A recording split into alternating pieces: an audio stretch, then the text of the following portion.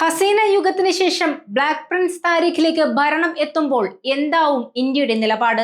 ഇന്ത്യയും ബംഗ്ലാദേശും തമ്മിൽ ഉണ്ടായിരുന്ന ബന്ധം പുനഃസ്ഥാപിക്കപ്പെടുമോ? 2/3 ഭൂരിപക്ഷം നേടി BNP ബംഗ്ലാദേശിന്റെ അധികാരത്തിലെത്തിയതോടെ ഇതും ഇപ്പോൾ ചൂടുള്ള ചർച്ചയാണ്. ചരിത്രപരമായ വിജയം നേടി താരിഖും അദ്ദേഹം നയിക്കുന്ന BNPയും അധികാരത്തിലെത്തിയതോടെ ബംഗ്ലാദേശ് ഇപ്പോൾ ലോകത്തെ എപ്പിക് സെന്ററായി മാറിയിരിക്കുകയാണ്. എന്തായിരിക്കും ബംഗ്ലാദേശിന്റെ വിദേശ നയം? എല്ലാ രാജ്യങ്ങളും ഉറ്റുനോക്കുന്നത് ഇതാണ്. എന്നാൽ ഇതിൽ ഏറ്റവും പ്രധാനം ഇന്ത്യയുമായുള്ള ബന്ധമാണ്. നാടുകടത്തപ്പെട്ട ഷെയ്ഖ് ഹസീനയും അവാമി ലീഗിലെ പ്രധാന നേതാക്കളും ഉൾപ്പെടെ ഇപ്പോഴും ഇന്ത്യയിൽ രാഷ്ട്രീയ അഭയാർത്ഥികളാണ്. അങ്ങനെയുള്ള സാഹചര്യത്തിൽ ഇന്ത്യയും ബംഗ്ലാദേശും തമ്മിലുള്ള ബന്ധം പുനഃസ്ഥാപിക്കപ്പെടുമോ എന്ന ചോദ്യത്തിന് അത് അവരെ ആശ്രയിച്ചായിരിക്കും എന്നായിരുന്നു താരിഖ് റഹ്മാന്റെ മറുപടി. ഇത് വലിയ രാഷ്ട്രീയ സൂചനയായാണ് കണക്കാക്കപ്പെടുന്നത്. താരിഖ് റഹ്മാന്റെ വിജയത്തിൽ പ്രധാനമന്ത്രി മോദി ആശംസകൾ അറിയിക്കുകയും ജനാധിപത്യപരവും എല്ലാവരെയും ഉൾക്കൊള്ളുന്നതുമായ ബംഗ്ലാദേശിനോട് എപ്പോഴും ഇന്ത്യക്ക് സഹകരണം ഉണ്ടാവുമെന്നും അറിയിച്ചു.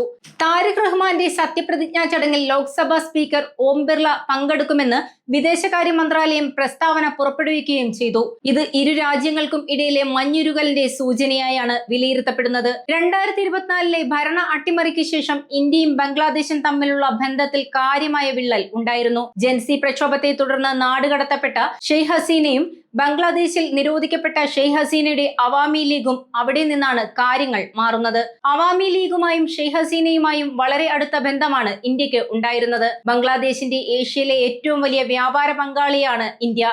ഷെയ്ഖ് ഹസീന പ്രധാനമന്ത്രിയായിരുന്നപ്പോൾ ദക്ഷിണേന്ത്യയിലെ സുരക്ഷ നിലനിർത്തുന്നതിൽ ഇന്ത്യ ബംഗ്ലാദേശിനെ തന്ത്രപരമായ പങ്കാളിയായും സഖ്യകക്ഷിയായും കണക്കാക്കിയിരുന്നു. എന്നാൽ ഹസീന യുഗത്തിന് അന്ത്യമായതോടെ ഇന്ത്യയുമായുള്ള ബംഗ്ലാദേശ് ബന്ധം ഉലഞ്ഞു.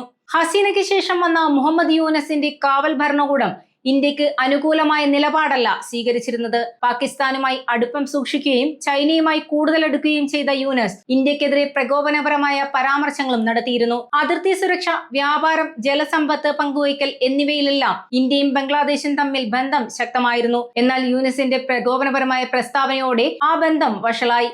ഇന്ത്യയിലെ 7 വടക്കുകിഴക്കൻ സംസ്ഥാനങ്ങളും ബംഗ്ലാദേശിനാൽ ചുറ്റപ്പെട്ടതാണെന്നും ഈ സംസ്ഥാനങ്ങൾക്ക് സമുദ്രത്തിലേക്കുള്ള ഏക കവാടം ബംഗ്ലാദേശ് ആണെന്നുമായിരുന്നു യൂനസ് പ്രസ്താവന. മറുപടിയായി ഇന്ത്യ ബംഗ്ലാദേശിൽ നിന്ന് റോഡ്, റെയിൽ മാർഗമുള്ള കാര്യങ്ങളെല്ലാം തുറമുഖം വഴി മാത്രമാക്കിയിരുന്നു. ഇത് ബംഗ്ലാദേശിന്റെ സമ്പദ് വ്യവസ്ഥയ്ക്ക് വൻ തിരിച്ചടിയായിരുന്നു. ഇന്ത്യയിലേക്കുള്ള കയറ്റുമതിയിലും വലിയ കുറവ് വന്നതോടെ അത് കൂടുതൽ തിരിച്ചടിയായി. വ്യാപാരത്തിൽ മുൻതൂക്കം ഇന്ത്യക്കായിരുന്നു. ബംഗ്ലാദേശിനേക്കാൾ $10 മില്യൺ കൂടുതൽ ഉൽപ്പന്നങ്ങൾ ഇന്ത്യ ബംഗ്ലാദേശിലേക്ക് ഇറക്കുമതി ചെയ്തിരുന്നു. അരി, പരുത്തി തുടങ്ങിയ ഉൽപ്പന്നങ്ങളിൽ ബംഗ്ലാദേശ് കൂടുതലും ഇന്ത്യയാണ് ആശ്രയിച്ചിരുന്നത്. ഷെയ്ഖ് ഹസീനയെ മടക്കി അയക്കണമെന്ന ആവശ്യം ഇന്ത്യ നിരാകരിച്ചതോടെ ഇരു രാജ്യങ്ങളും തമ്മിലുള്ള ബന്ധം കൂടുതൽ വഷളായി. ബംഗ്ലാദേശിലെ ന്യൂനപക്ഷ വിരുദ്ധ അക്രമ സംഭവങ്ങളിൽ ഇന്ത്യ നിലപാട് കടുപ്പിച്ചിരുന്നു. ഇത്തരം സാഹചര്യങ്ങളെല്ലാം നിലനിൽക്കുമ്പോൾ താരിഖ് റഹ്മാന്റെ നേതൃത്വത്തിലുള്ള സർക്കാർ ഏത് തരത്തിലായിരിക്കും ഇന്ത്യയുമായി ബന്ധം സൂക്ഷിക്കുക എന്നാണ് എല്ലാവരും ഉറ്റുനോക്കുന്നത്. ഇന്ത്യ, പാകിസ്ഥാൻ, ചൈന തുടങ്ങിയ അയൽ രാജ്യങ്ങളുമായി ഒരേ അകലം പാലിക്കാനാണ് ബംഗ്ലാദേശ് ഒരുങ്ങുന്നത് എന്നതിന്റെ സൂചനകൾ